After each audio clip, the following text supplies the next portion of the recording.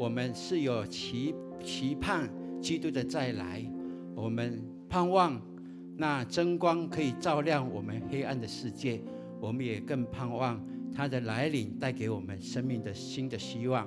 而第二个主日就是预备跟信心，我们应该预备自己迎接主来临，并且预备他再次降临在我们当中。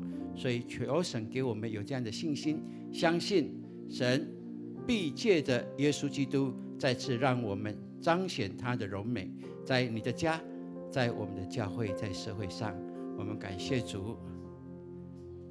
好，我们谢谢国宾长老。好，这时候我们要请敬拜团，我们要一起来敬拜我们的主。 OK。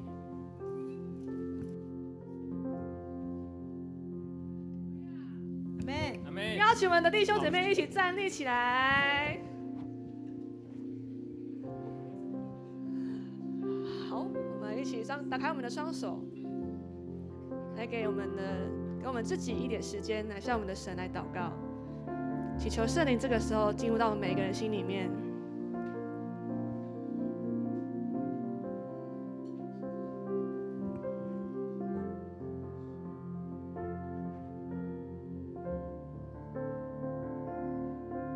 我们感谢你，这时候我们将每一个弟兄姐妹交在神的面前，我们每个人都敞开我们的心，我们要一起来敬拜赞美你。这时候我们一起来念主祷文，请。我们在天上的父，愿人都尊你的名为圣，愿你的国降临，愿你的旨意行在地上，如同行在天上。我们日用的饮食，今日赐给我们。 免我们的债，如同我们免了人的债，不叫我们遇见试探，救我们脱离凶恶。因为国度、权柄、荣耀，全是你的，直到永远。阿们。我们一起来宣告神的灵，这个时候就在这里。阿们。阿们。我们一起来唱这首诗歌，来荣耀神的名。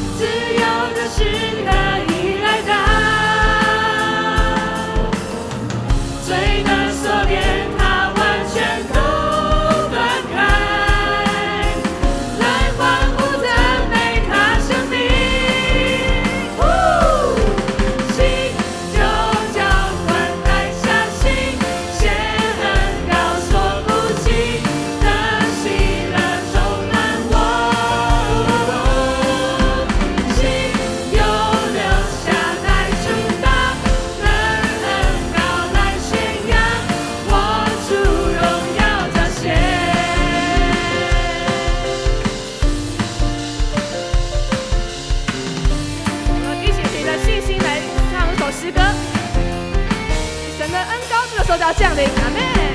我感觉主恩膏充满我们中间，圣灵正在运行，大家一致的恩典。我看见主圣灵正掌管中教会，信息他所拣选，荣耀子民。今天是主所命令的日子。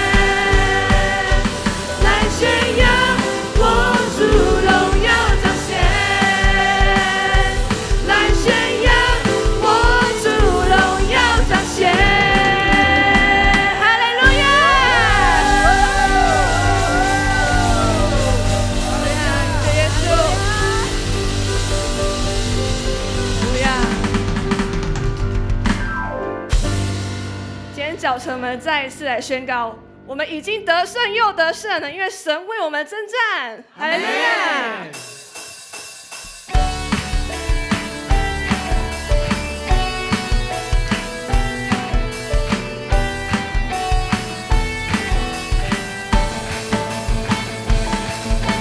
星星看见牛奶与民是你，星星跟随宇宙活出带领，甩开无形之弦。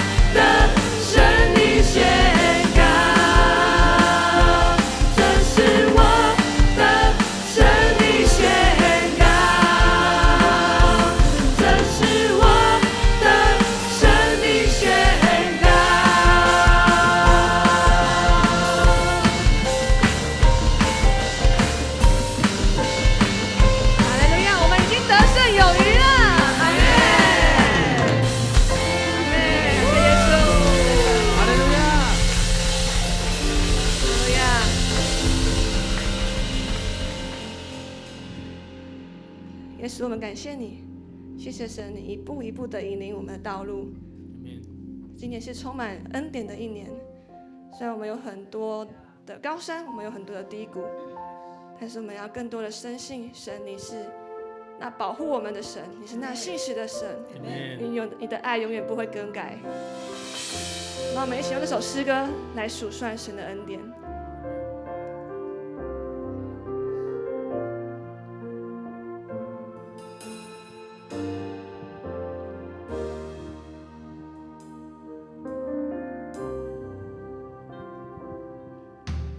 你是我的主，引我走这一路，高山或低谷，都是你在保护。万人中唯独你爱我，认识我，永远不变的许，这一生都是祝福。主，引我走这一路，高山或低谷，都是你在保护。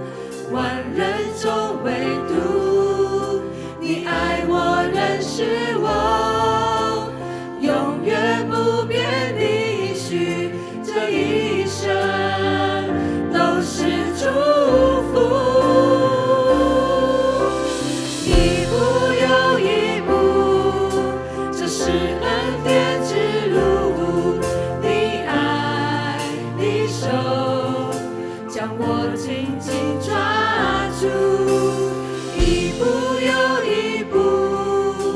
这是盼望之路，你爱你手牵引我走这人生路。你是我的主，引我走这一路，高山或低谷，都是你在保护。万人中唯独你爱我，认识我，永远不变的许，这一生都是祝福。邀请大家可以继续我们的双手来敬拜他。一步又一步，这是恩典之路，你爱的手将我紧紧抓住。我们的手，一步又一步，这是盼望之路，你爱你手牵引我走这人生路。今天来到这里敬拜神的弟兄姐妹，恩典的灵要对你说，孩子，你受伤了，我要亲自来包裹你的伤口。恩典的灵他说，孩子，你受委屈了，你被惊吓了，然而主耶稣他说，我要赐你的平安，就如同在2000年前天使对牧羊人所给予的那平安，也要加在你的身上。哈利路亚，哈利路亚。弟兄姐妹，你今天来到这里，不是只有你的人带着一个躯体来到这里，来到这里的敬拜乃是灵跟灵的敬拜。因此在这个时刻，你知道你的灵是带有盼望的，因为当你唱诗歌的时候，你正是在敬拜，就是神的灵与你的灵对焦了。当我们在唱一次的时候，我们来领受圣灵在你的里面来充满你。哈利路亚，哈利路亚，一起来，一步又一步，这是恩典之路。是的，主的爱，主的手将我紧紧抓住，一步又一步，这是盼望之路。你爱的手牵引我走这人基督的名，这个时候我们要带着主赐给我们的权柄，我们要来祝福的祷告，我们要来 RPG， 我们特别要来为我们在这2周的直觉幸福，就是鹿角蕨的圣诞手作。在上个礼拜有将近300个人，有100多位的 best 来到我们的当中，透过鹿角蕨来认识耶稣基督的爱。接下来这个礼拜还要进入6场的手作，有许许多多的人，他带着渴望，从来没有听见耶稣的福音，从来没有感受到教会的温暖。如今下个礼拜我们的邀请，盛情的邀请，他们也要来到这当中。这个时候我们要来 RPG 第2项的带球当中，来为我们的 best 圣诞手作的 best， 愿神的灵让他们的心敞开，来领受耶稣基督的爱。我们这个时候来找我们的朋友来，我们一个找一个，对的会的带不会的。好，我们的组长们来安排一下，会的来带不会的，我们的新朋友也要被带领啊。玉燕跟嘉玲，你们来带伟男。哈利路亚，哈利路亚！你的祷告是可以确信神要应许的。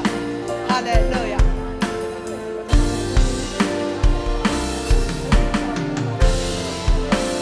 哈利路亚！是的，说你真是垂听我们祷告，每一个新朋友来到永光教会。主啊，你都必施恩给他，并且你要将幸福放在他的里面，就是耶稣基督的平安，你的荣耀。哈利路亚，哈利路亚，哈利路亚！主，你荣耀的灵在我们当中来向我们彰显。说我们在敬拜里就是要浸泡在主你的爱中，证明你的引导，主啊，你的分赐在我们里面。哈利路亚。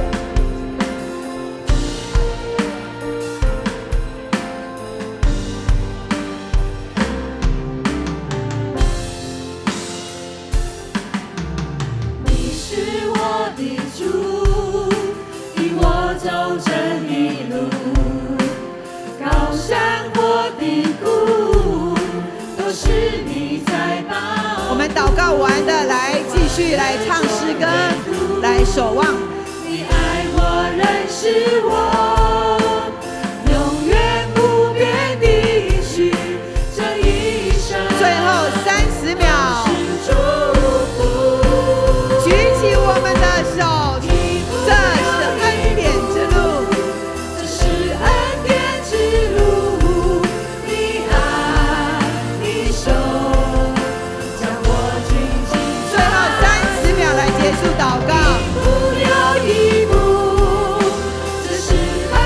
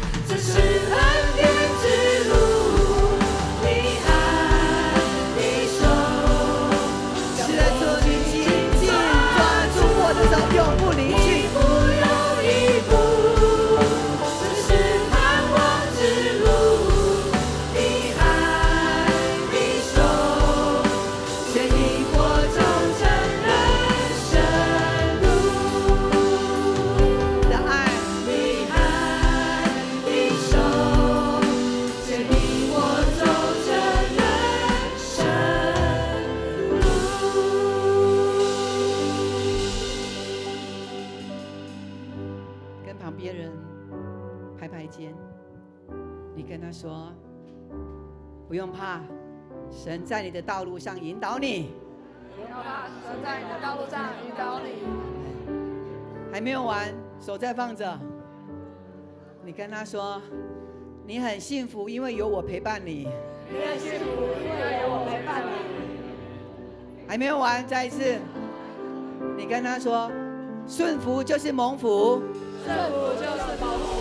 加上最后一句，在永光最幸福，在永光最幸福。把一切荣耀的掌声归给神。你旁边的人他敬拜，有没有让你很感动？很感动，你为他掌声一下。哈利路亚！这就是信耶稣的人，心里面有平安，才有办法这样拍掌。如果没有那份平安，没有从神来的能力，你拍掌很难啊，很难。但是透过我们的拍掌，透过我们对别人的尊荣，我们知道这一位神真实的活在我们的里面。阿们吗？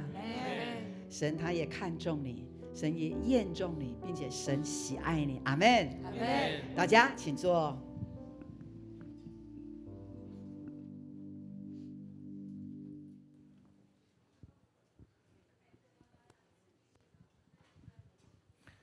现在我们要来攻读圣经，圣经记载在新约约翰福音8章31到36节，约翰福音8章31到36节，来请。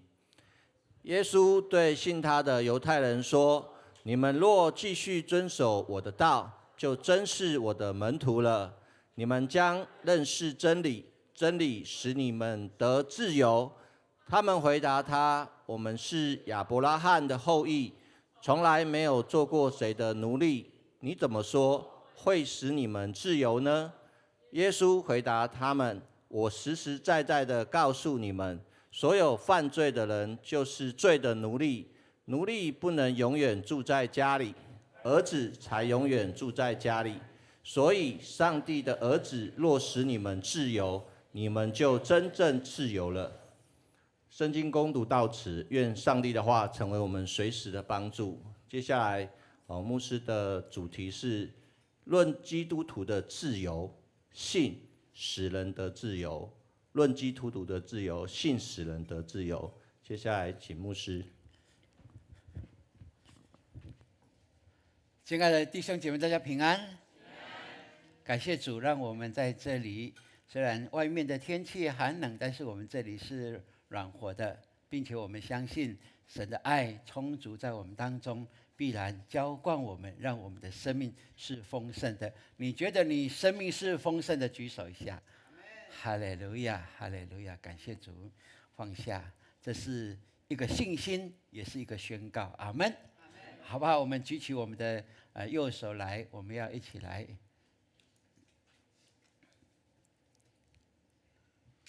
OK。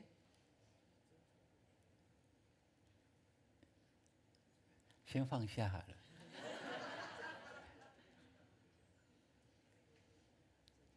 有吗？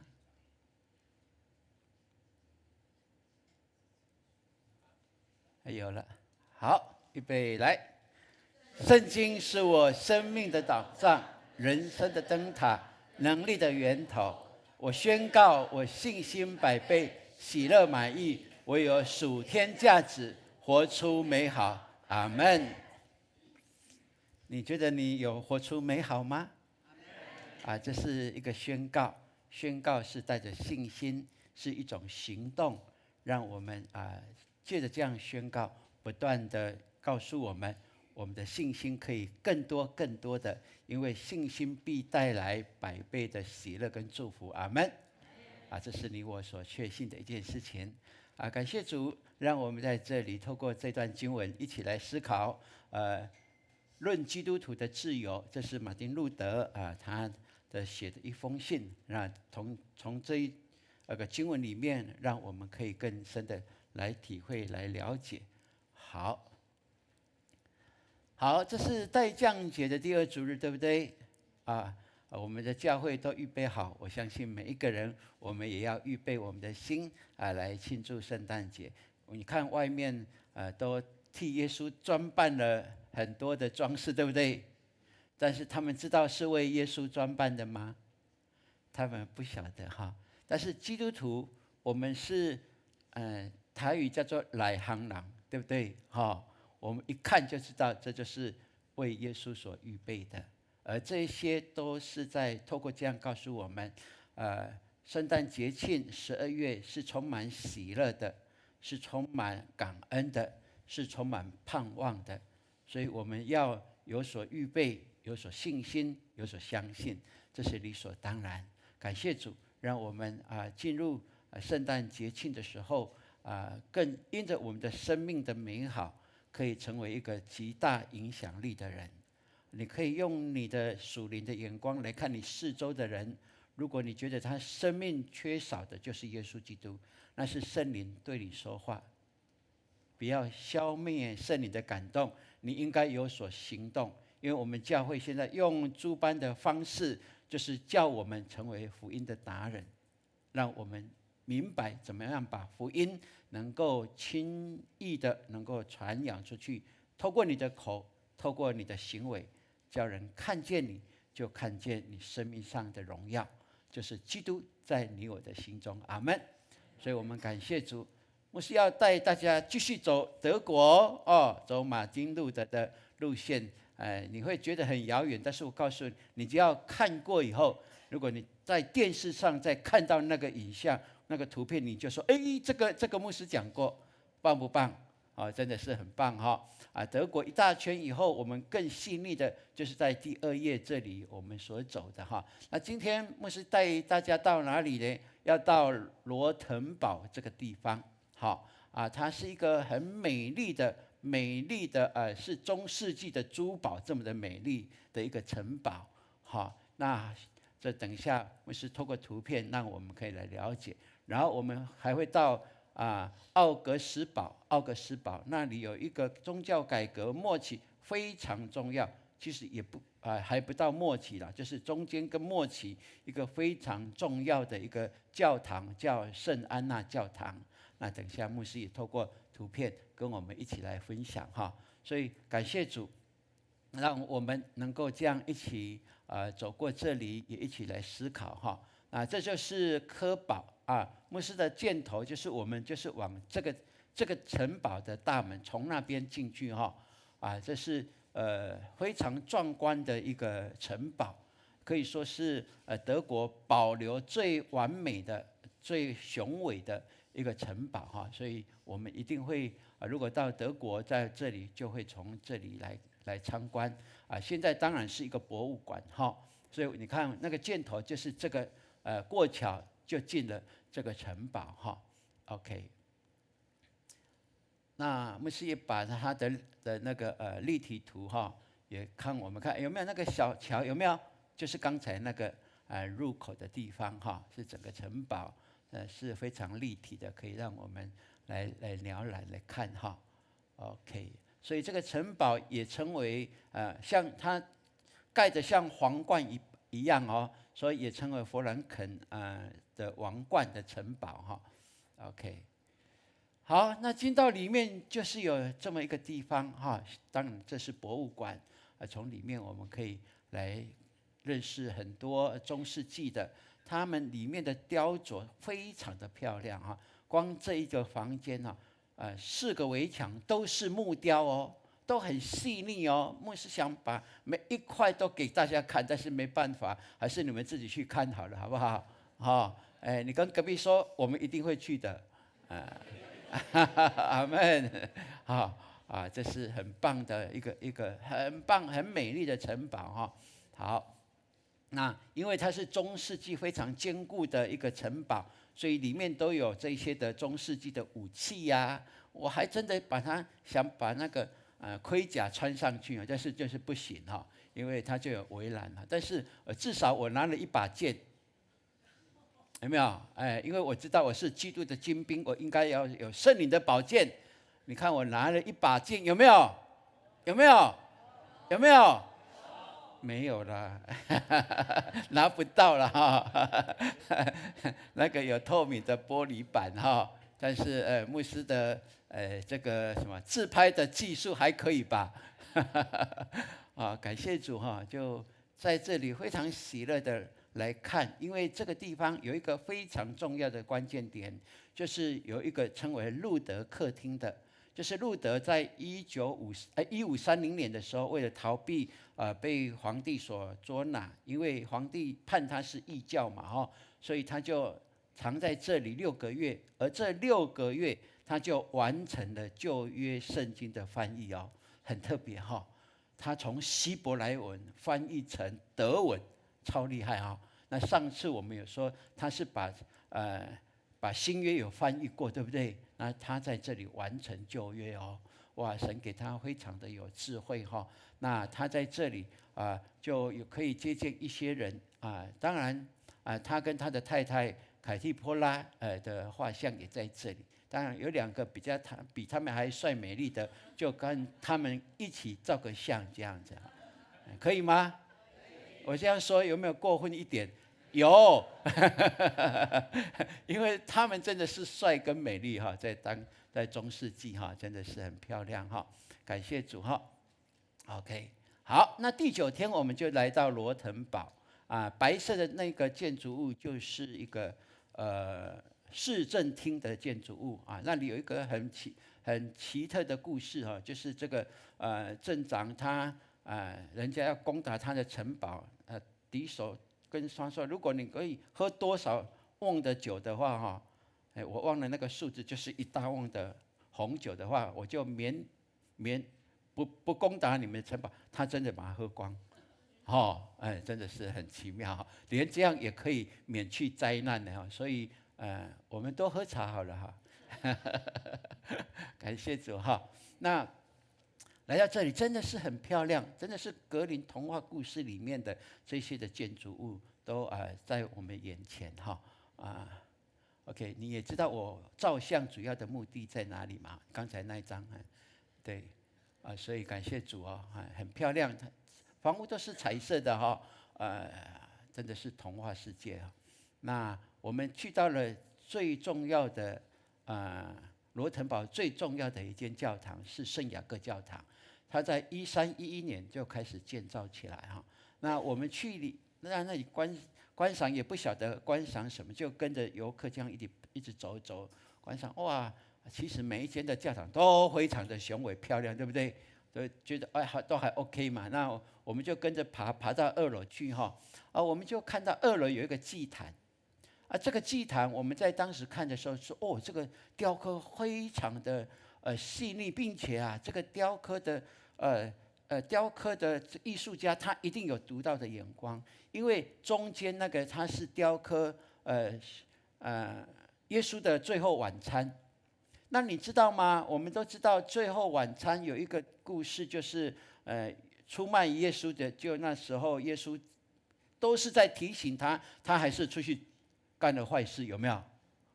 这犹大，那这一幅雕像是把犹大放在C位呢。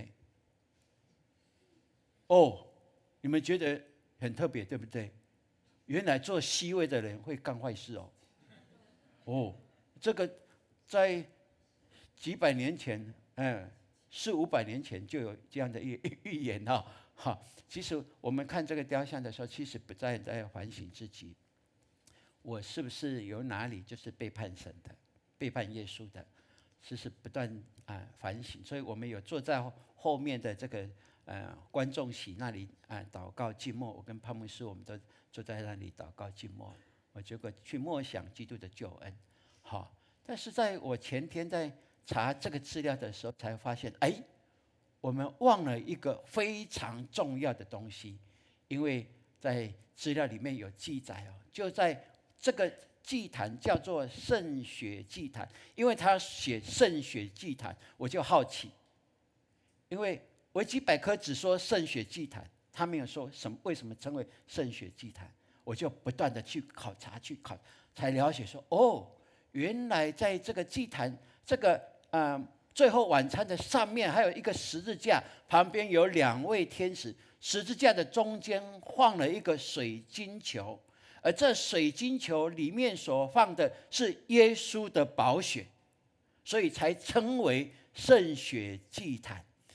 我才了解说，十字军东征以后，有人就把耶稣的宝血带回到这个教堂，然后主教就请这个雕塑的雕刻师把这个放在水晶球里面，挂在十字架上。那很高，我们看不到，所以当天我们觉得奇怪，怎么有人拿望远镜在看什么东西？我们都不晓得，觉得这个就这样看，还有什么可以看的？原来他们是在看哦。你看哦，我有画一个红圈，有没有？不太清楚，放大给你看，就是这个，再放一个红圈。有没有？那个是水晶球，耶稣的宝血放在这里，我就觉得说，真的是。耶稣的故事不是神话故事，而是历史留下足迹的，让我们非常的相信，我们所信的耶稣真的是从死而复活。你看，如果他的宝血还留在这里，是不是他的 DNA 可以采取得到？对不对？如果他的 DNA 采取得到，如果世界上有一个血脉跟他的 DNA 是99.9%好了，相同，那表示什么？耶稣有孩子，对不对？对不对？所以你看历史上很多圣经的这些考古学家都认为耶稣有娶太太，对不对？但是从这里告诉我们没有，圣经告诉我们就是这样子。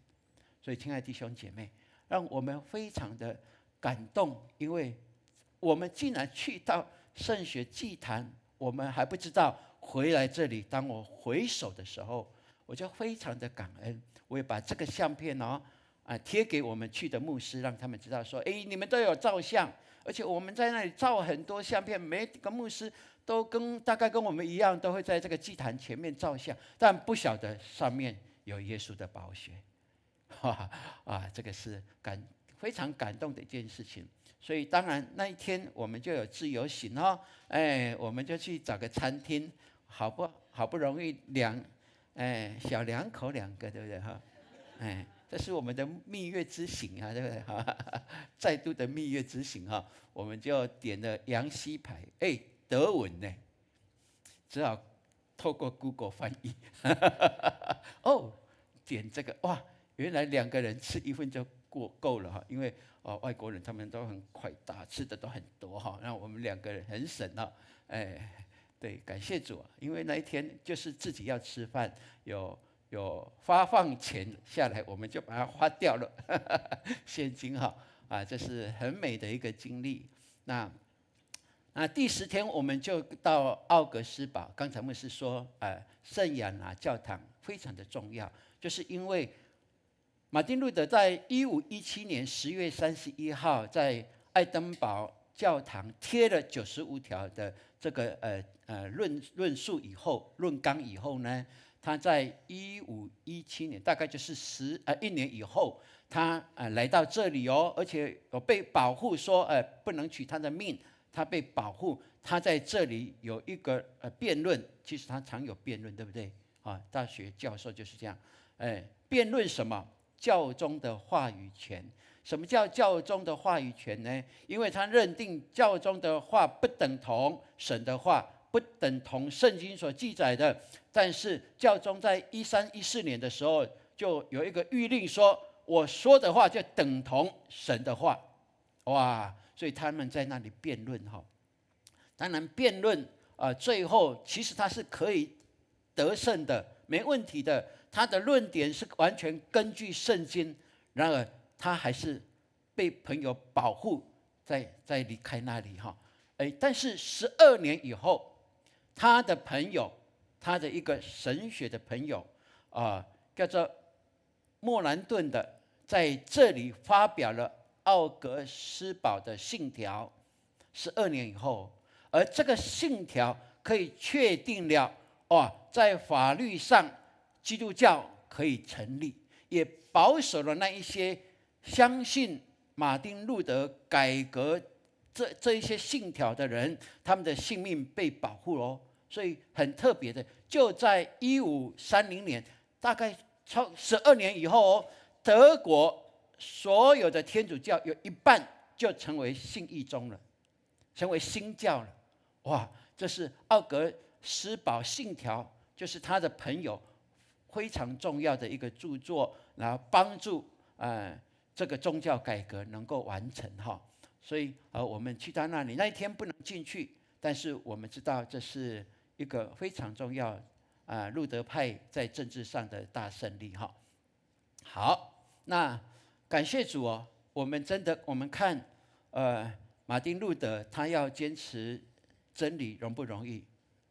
他冒着性命的危险，把神的话语阐明，叫人不要盲从，是要跟着真理而走。所以坚持真理真的是不容易的一件事情。然后我们感谢神呢，从这一段故事跟这段经文，我们可以来相信，你知道吗？你只要相信耶稣基督，你就是与上帝同工的人。那容不容易？很容易，对不对？因为从经文里面可以让我们看，而我们看马丁路德在《论基督徒自由》里面，他就有提到哦，他说相信的信有3个作用。第一个就是信可以使人得自由，第二个信可以带出一个顺服，信可以与基督连结。哇，这是非常棒的哈！而今天我们就是透过第一个他所论述的，我们一起来思考。他说信使人称义，这是信的第一个能力哦。没有什么行为附着神的道，也没有什么行为能在心灵里面。哇，他讲的很特别哦。他说在心灵里面的只有信，心灵只被道所左右。哇，这个观念怎么说呢？亲爱的弟兄姐妹，当我们信耶稣基督以后，你知道吗？我们都知道，我们所有的一切都是从神而来。即使这样的话，我们所做的是不是说都应该把荣耀归给上帝？对不对？好，包括你小小的善行，包括你在教会的服事，包括你为神做大事，你任何的事情完成以后，记得你的心里面所应存的就是相信神的道，其余的都应该归还给神了。很特别哦。好，比如说，很多牧师教会界的都很赞赏我们。我们2年前马街150的这个活动，我们办得有声有色，对不对？我们全体总动员来完成这样的一个大使命，真的是不容易哦。好，但是你知道吗？在这个事情完成以后，我们不能把这个的功劳、这个的成就、这个的记忆完全继续放在心灵里面。他说不行。用普通的话，我们教会在使用的话，那叫做抢夺神的荣耀。但是神的荣耀我们可以抢夺吗？不可能啦，对不对？然而是在告诉我们，我们要把我们所完成的，把它献给神。既然是献给神了，我们心里所求的是什么？只有继续的相信神的道，继续引导我们前面的道路。这就是他所说的。好，我们的灵只有信跟神的道在这其中，其余的都应该归给神。这是我们所必要了解的。所以愿神帮助我们，让我们了解，当我们有神的话语，就是把它成为我们脚前的灯，路上的光，来引导我们再往前来走哦。所以路德就有提到，就说犹太人就问耶稣基督说：“我们当怎么行才算做神的工呢？”他只吩咐一件事情，他说：“信神所差来的，就是做神的工。”阿们。所以你信神，你相信他，你领受他的道，你就是与神同工了呢。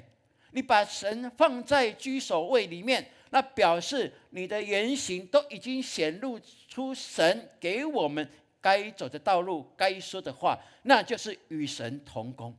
因为这世代的人常是悖逆神的，常是以自己为中心的，那生命的中心的首位是自己，要自己当主人。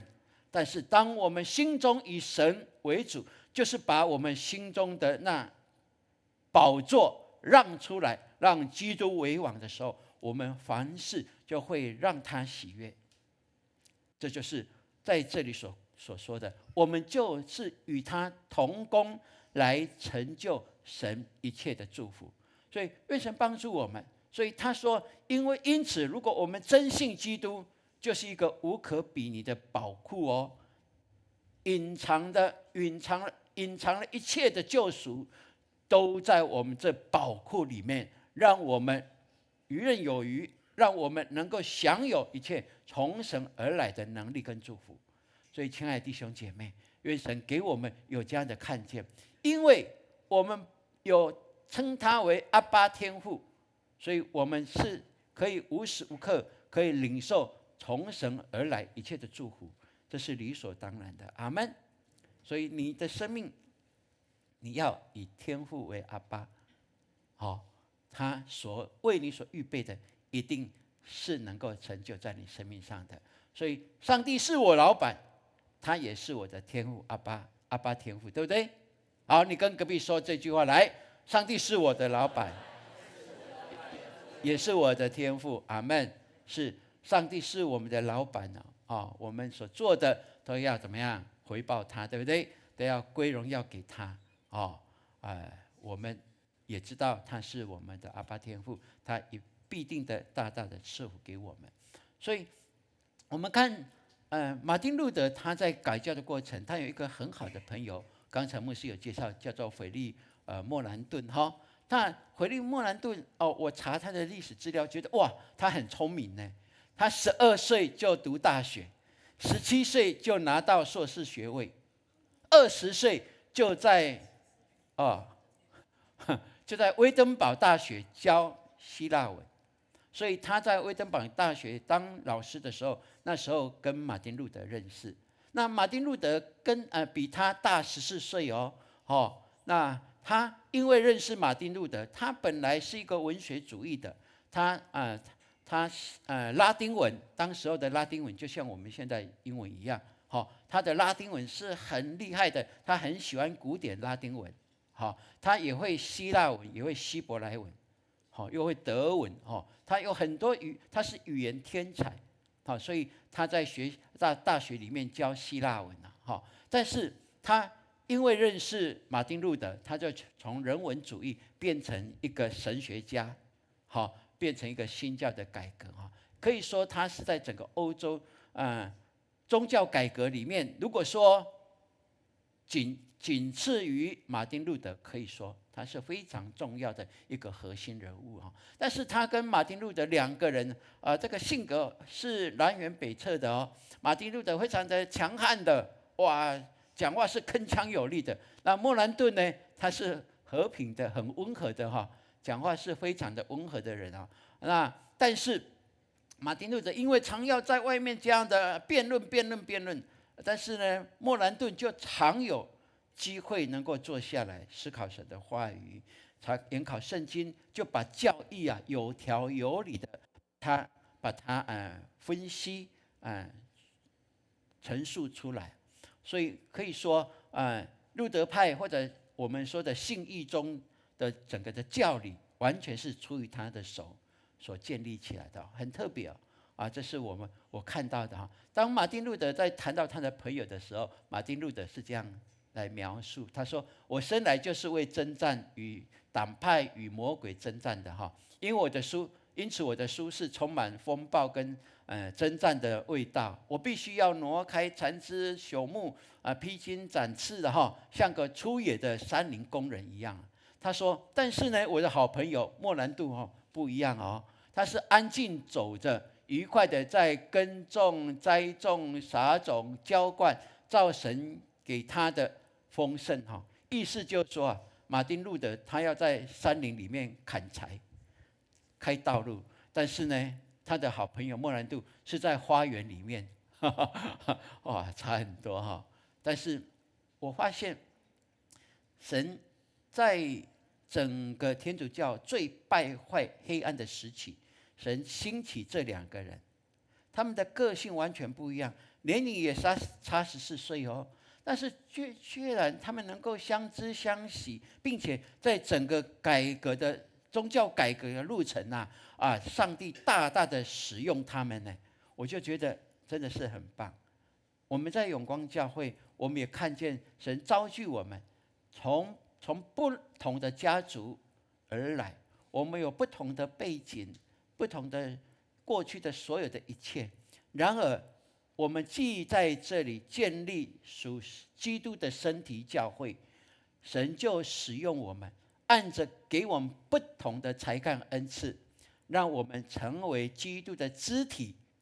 有的人当眼睛，有的人当鼻子，有的人当手当脚，有的人当什么耳朵对，到不同的肢体来建立一个整全健康的身体，这是你我要相信的。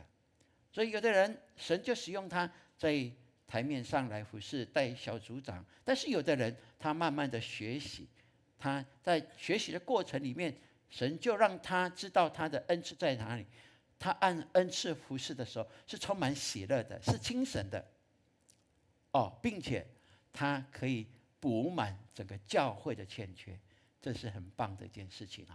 所以圣经就告诉我们，我们个人要照所的恩赐彼此服侍，做神百般恩赐的好管家。阿们，阿们。你跟隔壁说，我用恩赐忠心服侍。来，是的，所以我们感谢主，我们做神的儿女，你一旦要相信，我们不止有这等名分我们也可以享有丰盛的产业，这是理所当然的。路德他说，道是怎么样，我们的心灵就怎么样，如同炎热的烙铁与火是连结的便熊熊发光如火一般。这样基督徒在信里面就是有了一切，不再需要什么样的行为使他称义。他若不需要行为，就不需要靠律法；若不需要靠律法，就是脱离了律法的辖制。对，好，他讲这个意思是什么呢？他告诉我们，就是说，让我们能够来了解道怎么样，我们的心灵就应该怎么样。他用一个比喻，烙铁如果放在火堆里面，那本来是冰冷的烙铁但是放在火堆里面它的那个温度会渐渐的拉高，对不对？甚至超过100度、200度、300度，甚至超过1000度，是不是？那烙铁快到1000度了，它拿起来的时候就像火一般的，对不对？会燃烧着，是我们手根本不能去触摸它的。他说，当道在我们的心灵里面的时候，我们也会这样被燃烧起来，棒不棒？所以既然是这样，道在心里燃烧起来以后，那心灵里面除了道以外，还会容许什么吗？不会，一切的杂质都会被烧掉。好，所以我们就不是在靠行为来换取神的祝福咯，我们也不是靠着行为来说，主啊，我应该是被拯救的那一个。不，因为道进入到你的心，就满有一切，那不属神一切都会化为乌有。哇，真的是太棒了。因此他告诉我们，基督徒之所以能够自由，是因为这道在我们的心里像火一样，把我们这心的烙铁燃烧到1000度以上，以至于我们就不必再有这些残渣的东西，也容不下残渣的东西，那一些对我们来讲都是无益处的。阿们。所以亲爱的弟兄姐妹，愿神给我们清楚的明白神的话语就是这么的大有能力。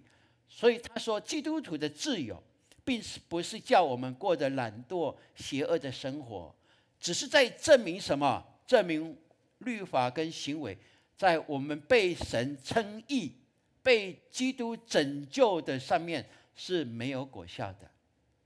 好，所以亲爱的弟兄姐妹，愿神帮助我们。我们之所以愿意行善，愿意帮助人，愿意服侍，乃是都是我们领受了这救恩的美好以后，我们愿意摆上一切，不是为了要换取什么，不。如果要换取什么，又拉回去500年前的赎罪券的功劳里面喽。好，这是你我明白，我们就知道是如此。所以成为基督徒，你知道吗？你可以有行善的自由，你也可以有不行恶的自由呢。但是如果你不是基督徒，你活在罪的辖制里面，黑暗的辖制里面，你有行善的自由吗？你行不出来。你有不行恶的自由吗？你也行不出来。我们看，不管烟瘾、酒瘾、色瘾什么的，这一些都是上瘾的话，要摆脱它，都要用非常多的努力，是我们没有办法想象的。而罪也会让我们上瘾，所以愿神让他的光照我们，让我们明白我们是属他的。所以耶稣就告诉我们，我们若常常遵守我的道，你们若常常遵守我的道，就真是我的门徒，你们必晓得真理，真理必叫你们得以自由。但是他的门徒就问了，说：我们都是亚伯拉罕的后裔，从来没有做过谁的奴仆啊！我们何须再自由？我们现在都是自由的。然而我们看整个历史来看，他们真的是没有做过奴隶吗？有啊，他们不是在埃及做430年的奴隶吗？他们都忘了并且巴比伦啊、波斯啊、希腊，他们都来统治他们啊。到耶稣的时代，他们还在罗马帝国的辖制里面，不是吗？他们还自以为他们是真的自由。很特别这些的百姓，他们不承认他们是奴隶。然而主要告诉他们更深的问题，他说：我实实在在告诉你们，所有犯罪的就是罪的奴隶。亲爱的弟兄姐妹，也许我们现在还是罪的奴隶也许我们过去曾是罪的奴隶，但是不管怎么样，主耶稣告诉我们说，奴隶不能永远住在家里，儿子是永远住在家里。所以天父的儿子若叫你们自由，你们就真自由了。感谢主。所以我们在耶稣基督里，我们可以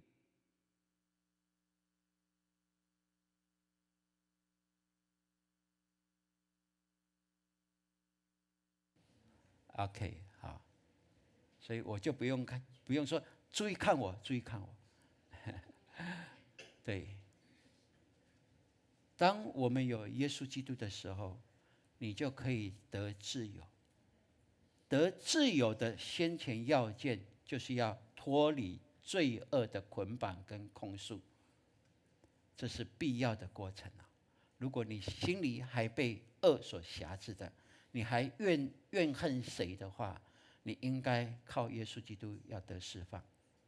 你的心里还对谁过意不去，哪一件事情还辖制着你，你应该靠耶稣的宝血来洗净。这是一个必要的过程，若不然，你还是会被罪辖制，你没有办法享有在基督里真正的自由。这是今天经文里面非常清楚告诉我们的。所以愿神帮助我们，我们所有的职分职位我们都可以不要，但是我们唯一要的，而且是永远的这个名分，就是我是上帝的儿子。你呢？你跟隔壁介绍你自己好不好？来，我是上帝的儿子你是上帝的女儿，这是必要的好，这是必要的。好，我们再来看要带你们去荷兰的我们10月18到23有到荷兰陈君玉师母跟大卫牧师大卫牧师大家都熟嘛对不对？因为他8月3号、4号有来我们这里我就看君玉他是在国3的时候来到永光教会他来到永光教会就非常的单纯的信心来领受这份信仰。他家只有他信主而已那他把教会当作他属灵的家一样，他可以很轻松的在这里哦，可能读书的压力、家庭的压力等等的，他很轻松的。你看他这样躺着可以睡觉呢，哈，太棒了哈，对哈，OK， 君玉师母说他要看我们的直播，然后呢，他有一天他跟潘牧师说，牧师，我以后也要当师母。他讲这一句话他自己忘了，但是潘牧师有跟我讲过，我也记得，潘牧师也记得，很特别啊。好，然后呢，他在这里，他读高中读北市商，然后他高中毕业，他就考进去台艺大的电脑平面设计科系哦。那为什么他超厉害呢？因为啊，当年从职业学校要进大学的北艺大这个科，他只要挑选一个人而已。好，就是榜首才能够进去，而他进去了，表示什么？他就是榜首，厉害吧？哇，感谢主哦！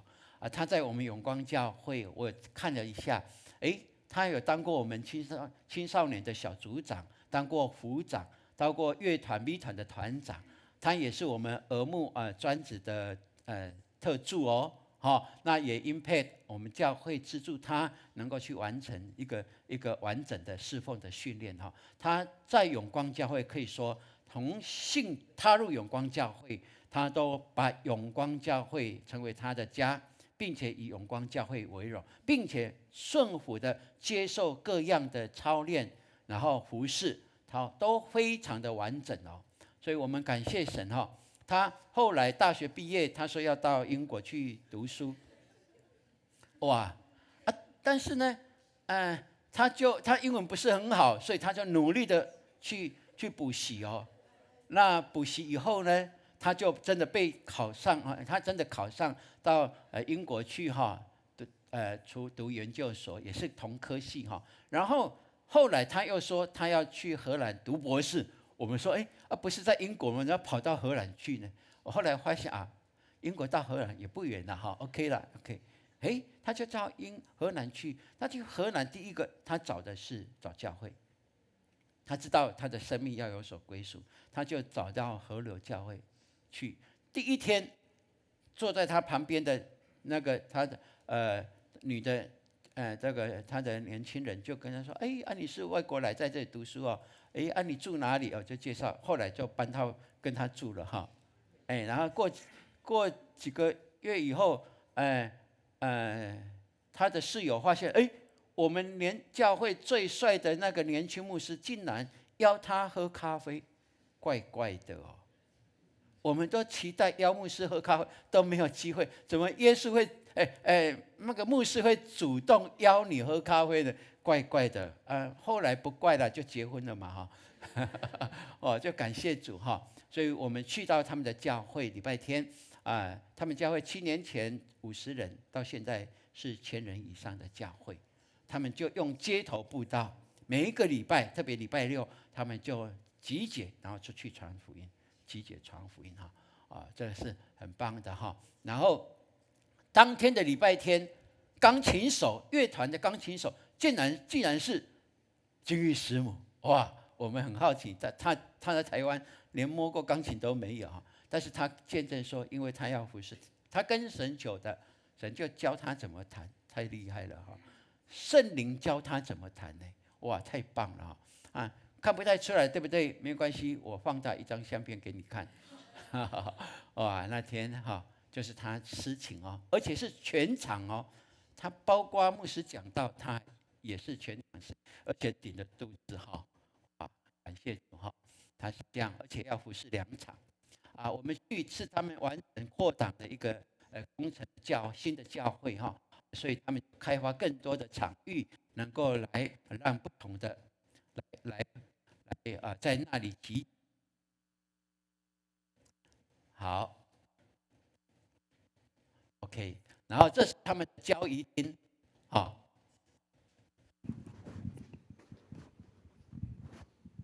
这是他们的交谊厅，在会前的服侍祷告哇，这个交谊厅大概比我们这个我们的3楼大概3-4倍哇，很棒哦！所以他们礼拜结束，哇，他们很热情的在接待哦，这个空间很大，所以大家都站着在那里喝咖啡吃小点心哈，有一个提供给信徒很好的一个交易的空间，哇，真的太棒了！我们牧师就想说，外面我们可以加大一点，然后不要用椅子，对不对？站着嘛，喝咖啡，很棒的可以交易哈。这是我们也可以想象的我们去的第二天就是他的儿子，胜利的2岁的生日哈，所以感谢主，我们跟他们同在那里庆贺，旁边那个就是他们住的这个地方哈。OK， 这是他们的客厅哈。我整个思考，神怎么这么祝福君玉师母？是因为他用一颗非常单纯的信心来到教会，他并且非常顺服潘牧师一路的带领他，他知道他的生命在这里可以被神所触摸，并且可以领受生命的丰盛，所以因此他一步一步的走，从不怨言，他单纯的信心被神所选中。他话语说：“我将来要当师母。”神就纪念他在他面前的宣告，按着神的日子来成就这一件的美事。所以我们感谢主，让永光教会跟荷兰的河流教会，竟然也透过他，让我们有连结，在神的国里面，我们并肩齐步，为神的国度一起来努力。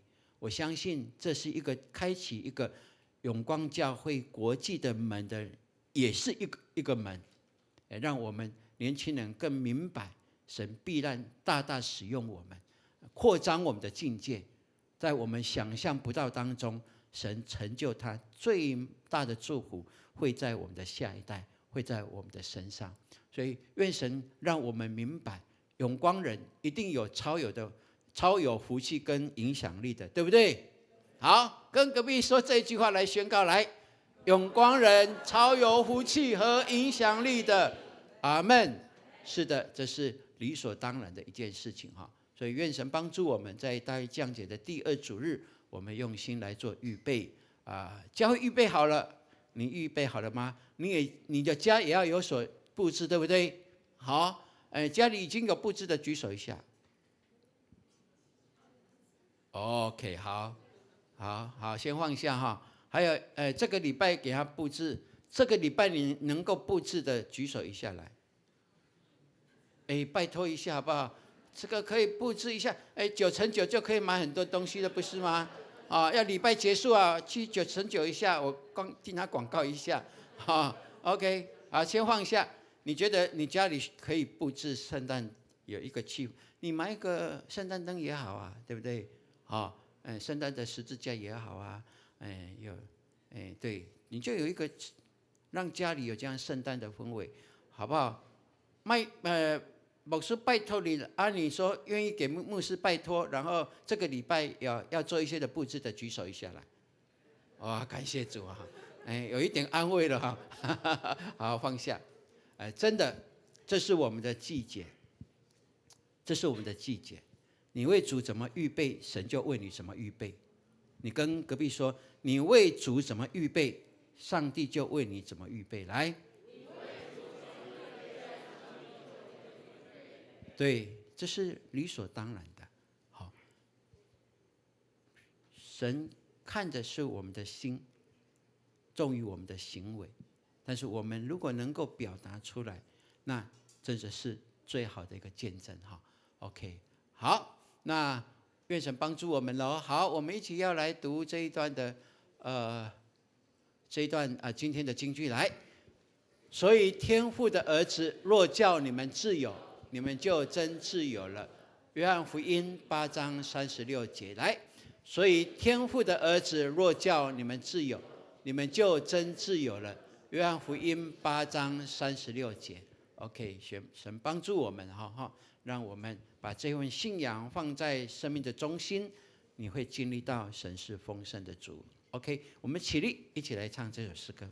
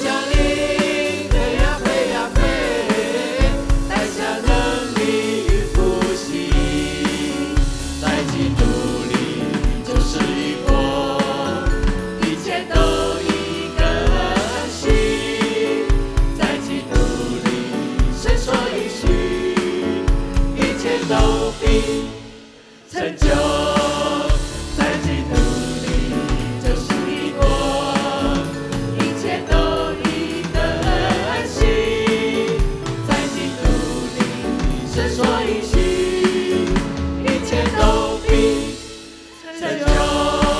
喜乐的心飞呀飞呀飞，飞到荣耀宝座前，星星降临。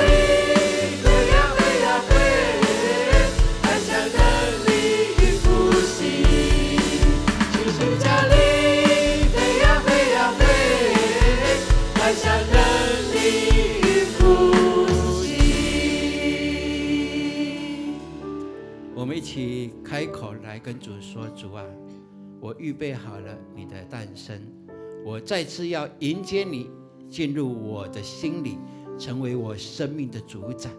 我要迎接你进入我的家，来掌管我的家，让我的家是光明的，是喜乐的，是充满笑声的，是有神的祝福在这其中。让我们定睛的不止在地上，让我们仰头看你的时候，你应许，当我们求你的国跟你的义的时候，你所有的都要加给我们。我们平心说阿们，阿们，好不好？我们开口为自己，为你的家，我们开口来祷告。哈利路亚，主啊，我们谢谢你，谢谢你，让我们能够在这里一起来敬拜你。主啊，我们的心渴慕你，我们的心向着你，我们的心单单有你，因为我们迎接你成我们生命当的主人，掌管我们一切，我们的生命的宝座。主啊，请你坐来掌管我们，因为你是丰盛的主。谢谢你听我们祷告，祝福我们，让我们每个家都成为喜乐的，是充满丰盛的，是有光明的，是阳光的。感谢你听我们的祷告，一切荣耀颂赞都归给你。父神，我们谢谢你。当我们来到这里敬拜你的时候，我们就是渴慕你。我们不只渴慕你的同在，我们也渴慕你的医治。主啊，在我们当中需要被医治的，主你知道，按着他们心里对你的相信跟恳求，主啊，求你悦纳我们。因为当我们来到你面前，我们不看别的，我们要定睛于你。我们心中有你，有你的话语，那个能力就要超过像温度100倍、1000倍的，要燃烧，要除去一切的污秽，让我们是洁净的，像金子般的，有99.999%的洁净，是你所喜悦的。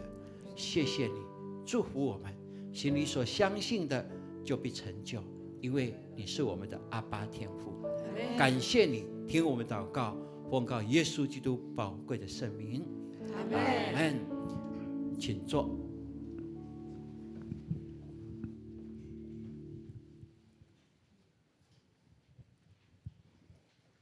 兄姐平安。今天奉献的经文记载在马拉基书3章第10节。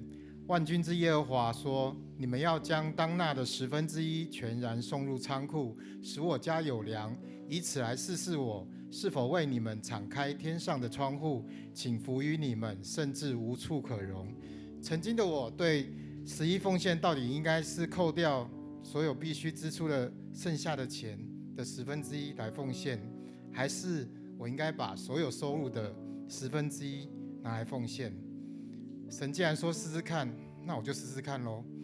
所以经过这么多年的尝试，我发现当我越不舍得把钱奉献出去，最后我可以用的钱就更少，甚至因为贪心让我损失更多的金钱，甚至原本应该有的权利。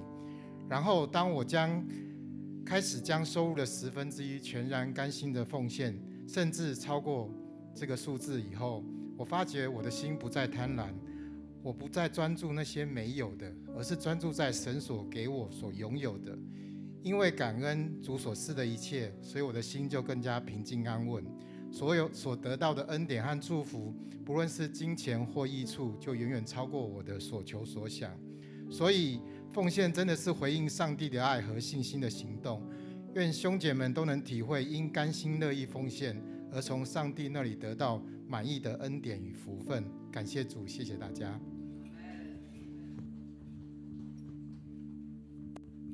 愿这样的祝福也都临到我们的兄姐的身上。现在我们要开始奉献，奉献是回应上帝的爱跟信心的行动。让我们用感恩的心来预备我们的奉献。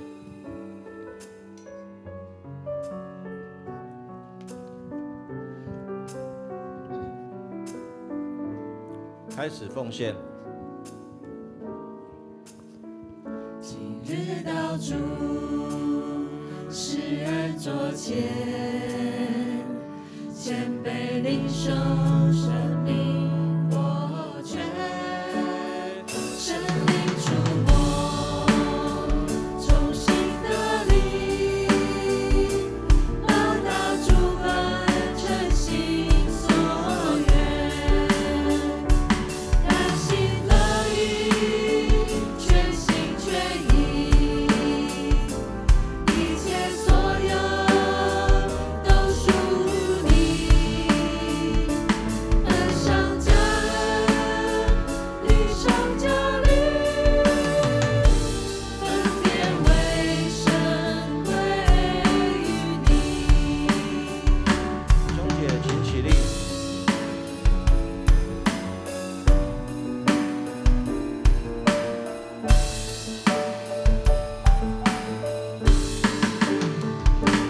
今到主施恩座前，谦卑领受生命活泉，神灵触摸，重新得力，报答主恩，诚心所愿，甘心乐意，全心全意，一切所有都属你，恩上加恩，礼上加礼，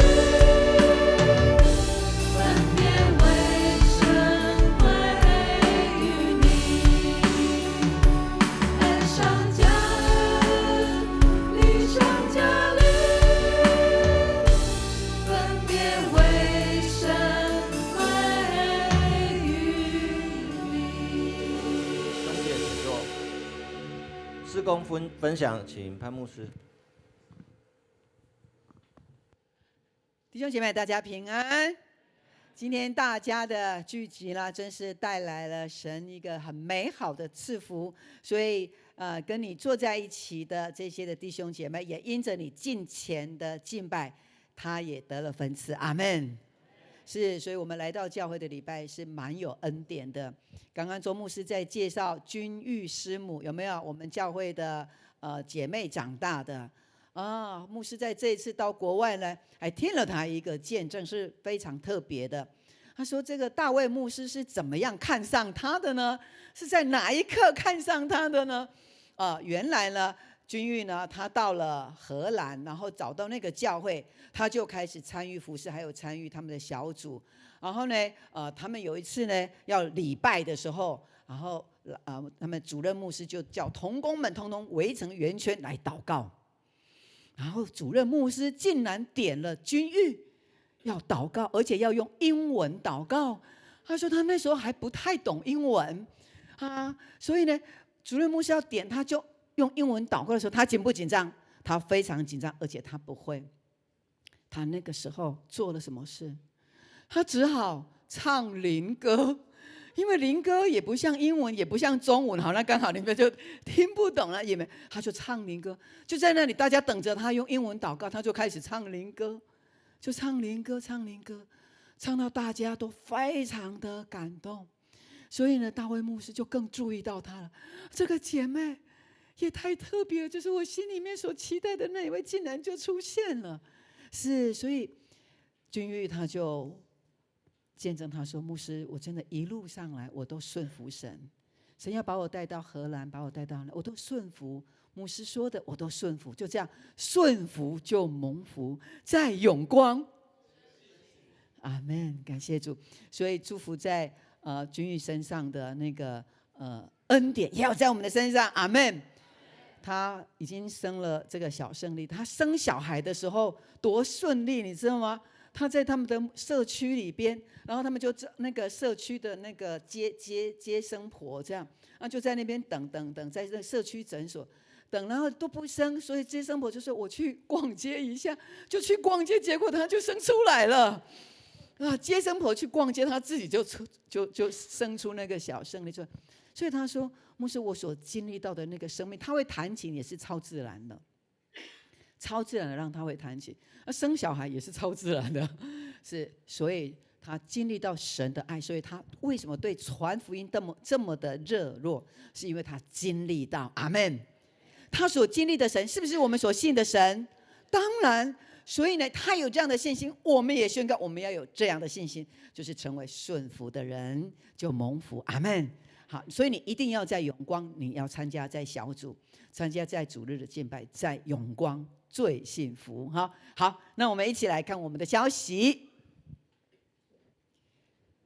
好，在这一周的我们的导读里面，我们的导读呢，这一周是什么呢？我们来看一下我们的荧幕。有春联的影片。好，来我们来看一下。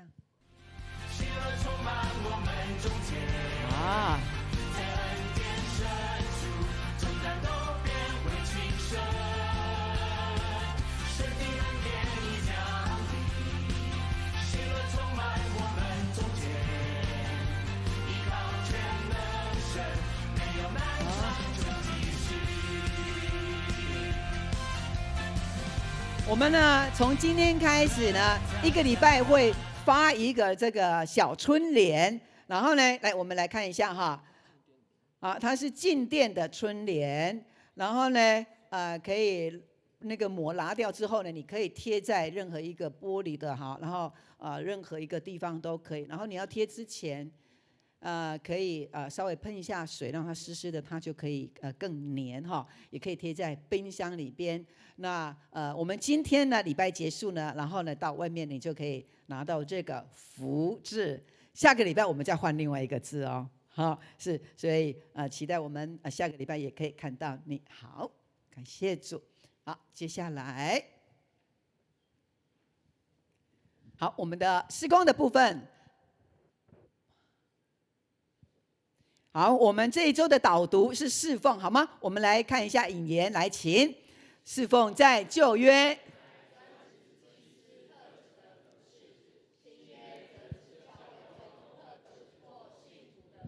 是，所以呢，我们都是在这个时代，我们都是祭司哦，哈，我们都是祭司。好，接下来，好，这个是我们在上个礼拜，我们总共有5场的手作，总共有258个人参加，有新朋友118位。所以我们看到他们做手作，每一个人都非常非常的满意，带着鹿角蕨，然后有一个漂漂亮亮的圣诞礼盒，就这样带回家。他们一走到楼下，然后大家一看到，嘿，你们那个是在哪里买的？哇，大家路人都在问哈，挂在家里面，非常的疗愈。接下来这个礼拜呢，还有几场？还有6场哦，哈，还有6场，我们这些的小组要陆续的登场我们要持续来为他们祷告，让这些的新朋友，让他们来到这边没有任何的阻碍，他们就是单单的，就是很渴望来到永光教会做鹿角蕨，来经历到耶稣基督诞生的爱。好，接着，好。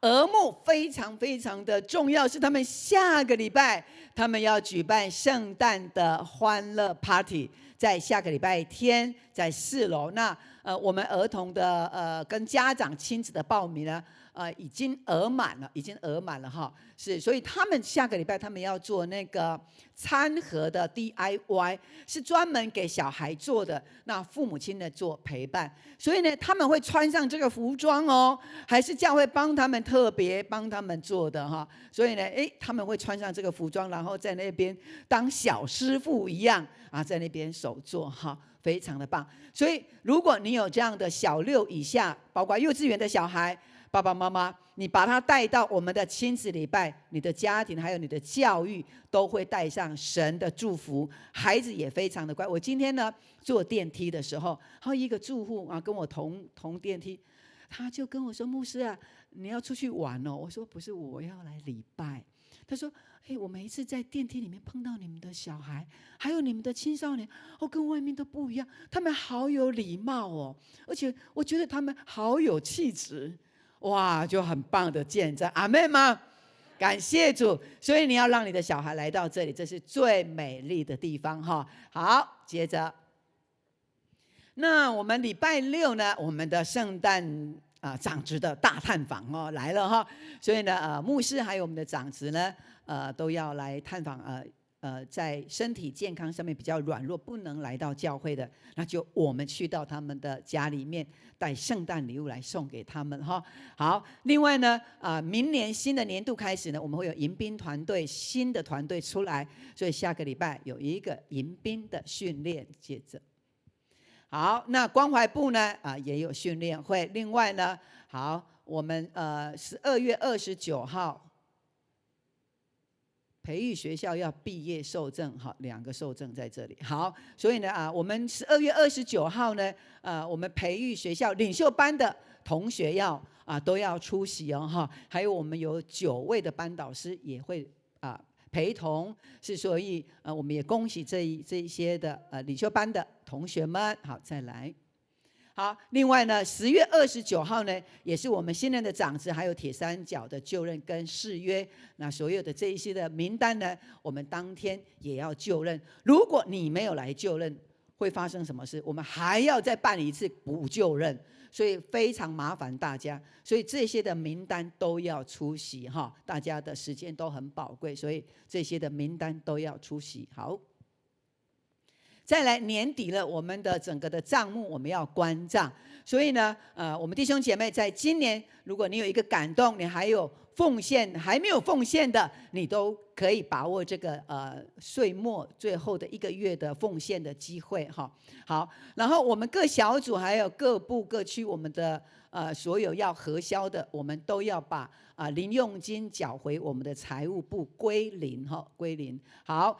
另外呢，还有我们的财务的报表决算表呢，也要在29号一定要准时给我们的慧华干事，因为慧华干事新任的干事，他在这个部分都不太熟悉，要用很长的时间来做，所以请我们的同工能够体会这一点，尽早把这个按期的来交给我们的慧华干事，让他有充裕的时间来做准备。OK 吗？我们的首长们 OK 吗？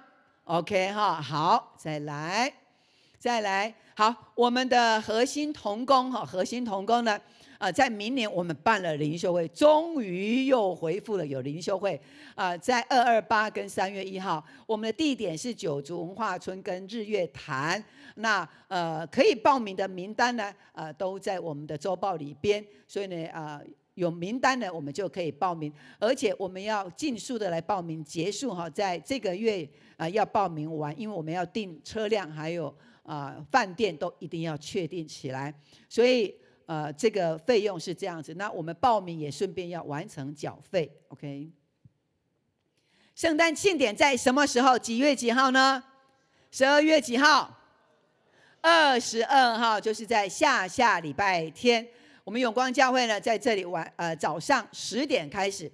那我们有舞蹈，有我们的圣诞的歌曲，还有我们的圣歌队，有非常热闹的圣诞节的庆典来庆贺耶稣的降生。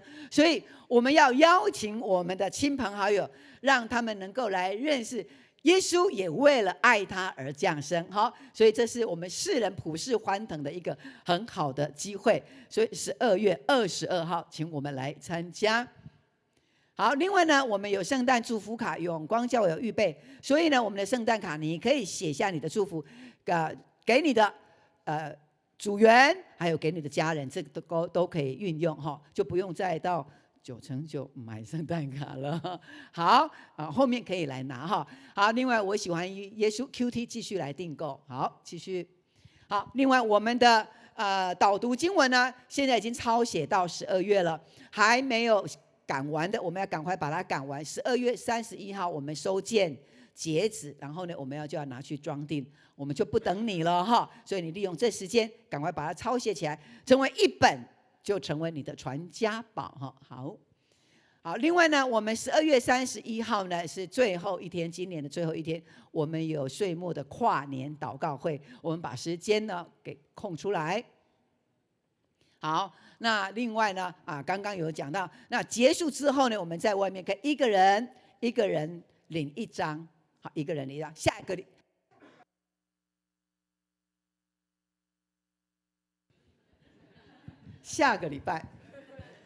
礼拜还可以再领，所以我们可以领4周，好。但是你不能说，牧师，我今天来我要领4张，没有哦，要4周，不一样的哈，不一样的。好。那我们有没有要介绍的朋友？有没有新朋友在我们当中？好，我们要介绍新朋友之前，我们要特别来今天下午有一个很特别的聚会，就是家庭的圣别祝福礼拜。什么叫做圣别祝福礼拜？我们可能比较不了解，牧师稍微简单说，圣别就是这个家庭呢要完全的来归在主基督的名下，成为一个基督的家庭。是，所以在家里面呢，过去有一些的神明，那时牧师呢，我们就会跟长子，我们会去透过祷告，然后会把神明拿下来。是，所以这个家庭就完全的归于耶稣基督了。所以下午3点呢，在利安还有伟南，好，然后呢还有知文，对不对？知文在他们新庄的家里面举行圣别的礼拜。那今年2024年对这个家庭非常的特别，神也很照顾这个家庭。虽然在5月，妈妈利安、伟南还有知文的妈妈数月，是不是？数月姐来过世，然后在上个月吗？爸爸10月福隆兄哈，好，他的爸爸妈妈在今年相继来离开。但是爸爸妈妈的离开都带着平安，因为基督的爱进到他们的家中。是，所以呢，他们3个姐弟哈，知文、利安还有伟南，你们3位站起来，我们也认识一下利安的姐姐，对不对？他们有3个兄弟姐妹哈，他们3个也谢谢我们过去都一直为这个家庭祷告，请坐。所以下午呢，3点要在他们家里面举行一个祝福的礼拜哈，所以我们同工是2点在楼下集合，我们也用祷告的心来参加。好，接着，好，那我们还有新的朋友在你的旁边吗？好 ，OK， 上帝都祝福你哦哈，也祝福你的家人。好，请我们一同起立。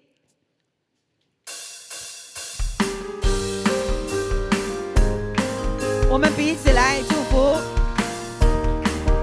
愿你有个好心情，平安喜乐在心里，让我们来祝福你，每一天有盼望有能力。给旁边的人大大的爱，爱你，让他爱围绕你，喜乐充满你，烦恼都忘记，每天向左向右转，耶稣爱，向中间，爱你，让他爱围绕你，喜乐充满你，烦恼都忘记，每天好心情。喜乐。喜乐充满你，烦恼都忘记，每天好心情。如果在我们当中有诗画跟秀珍的话，上帝也祝福你们，上帝也祝福你们。我们依然站立，请牧师来祝福的祷告。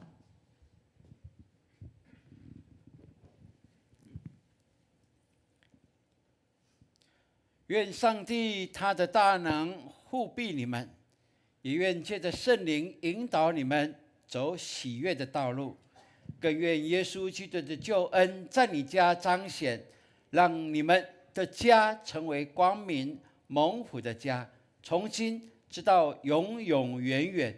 阿们。